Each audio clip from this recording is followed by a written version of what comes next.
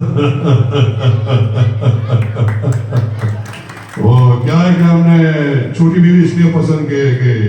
दुनिया में अक्सर लोग कहते हैं कि मुसीबत जितनी छोटी होती है अच्छी होती है। બેનો માફ કરજો હમણાં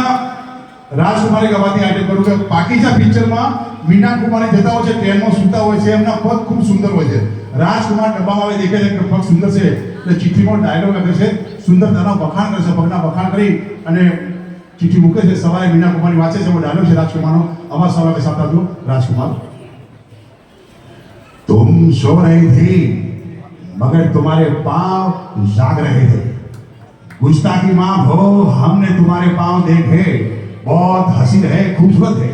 उसे जब भी मत लगेगा मेले हो जाएगा હવે અમુક બહેનો ડોળ ગયા કે આપણે બહાર ઉઠશો તો આપણે ચીઠીઓ પડશે એટલે એક બેન બહાર ઉઠ્યા તો ચિઠ્ઠી આવી ચિઠ્ઠીમાં લખ્યું હતું પેલા પગમાં વાઢિયા પડ્યા છે વેસલિંગ ચોપડો